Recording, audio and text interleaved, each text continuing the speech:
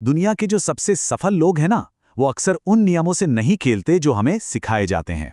आज हम शक्ति, नियंत्रण और मनोविज्ञान के उन अनकहे नियमों को उजागर करेंगे जिन्हें अक्सर महसूस तो किया जाता है पर समझा नहीं जाता।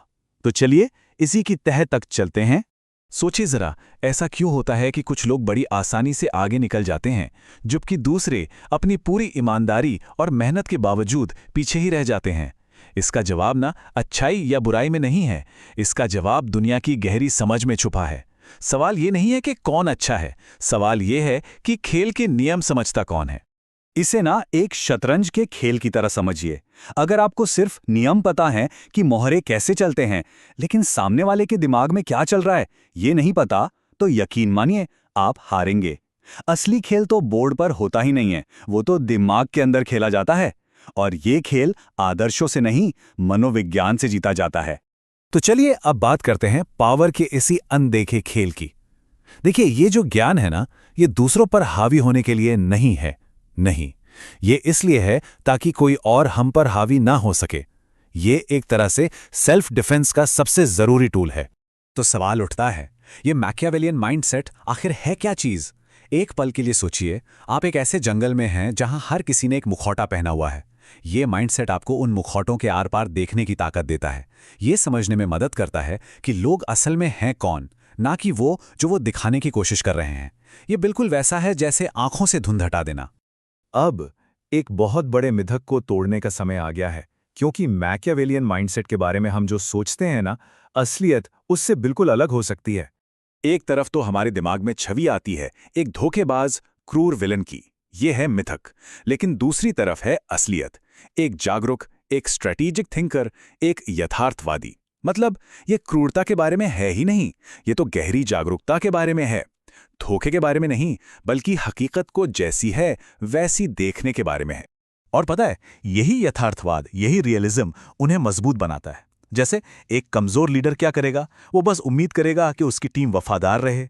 लेकिन एक मजबूत लीडर वो ये समझता है कि वफादारी हालात पर निर्भर करती है, तो वो ऐसे हालात बनाता है जहां वफादारी अपने आप पनपे। वो उम्मीदों के सहारे नहीं जीते, वो इंसानी व्यवहार के पैटर्न को समझते हैं और उस पर काम करते हैं।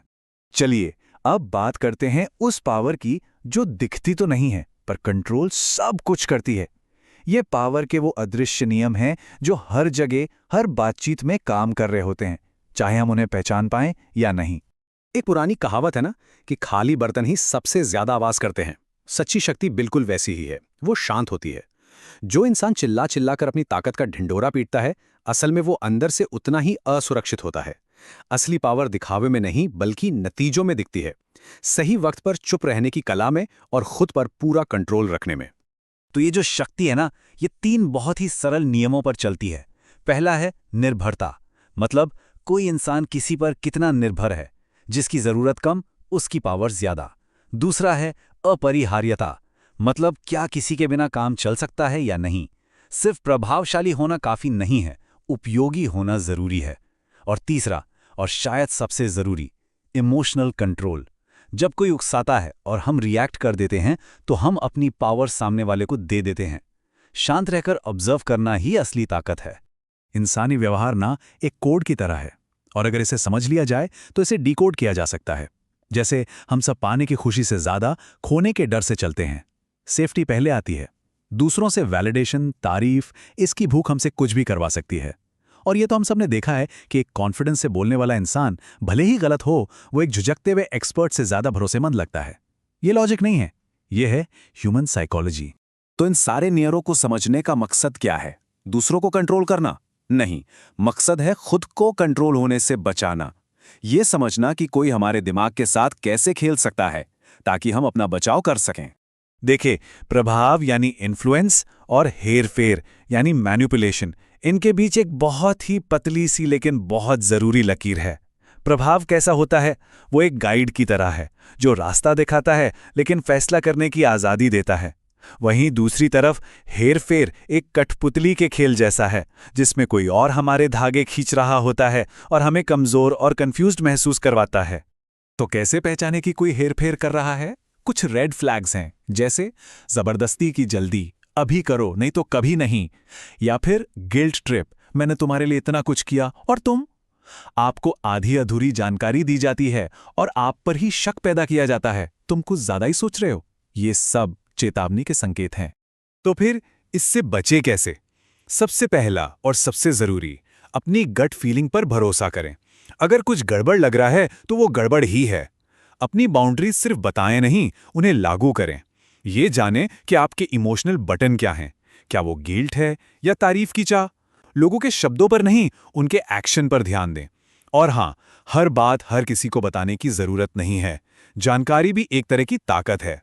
ये जो सारा ज्ञान है ना, ये आग की तरह है। इससे खाना भी पक सकता है और घर भी जल सकता है। असली शक्ति इस जानकारी में नहीं है, बल्कि इस बात में है कि इसका इस्तेमाल किस नीयत से किया जाएगा। एक बात हमेशा याद रखनी चाहिए, समझ ही सबसे बड़ी सुरक्षा है। इसका मतलब ये नहीं कि दुनिया पर से भरोसा उठा लिया जाए या सिनिकल हो जाए। नहीं, इसका मतलब है दुनिया को वैसे देखना जैसी वो है, ताकि कोई हमें बेवकूफ न बना सके। तो आखिरी बात यह है कि लक्ष्य दूसरों को कंट्रोल करना नहीं है, बल्कि खुद को कंट्रोल होने से बचाना है। यह दूसरों पर हावी होने का खेल नहीं है, यह खुद पर महारत हासिल करने की कला है, सेल्फ मास्टरी। तो ये ज्ञान, ये समझ अब हमारे पास है। अब सवाल ये नहीं है कि इस ज्ञान से क्या हो सकता है, सवाल ये है कि हम इसके साथ क्या करेंगे। ये एक टूल है, इसका इस्तेमाल कैसे होगा, ये फैसला सिर्फ हमारा है।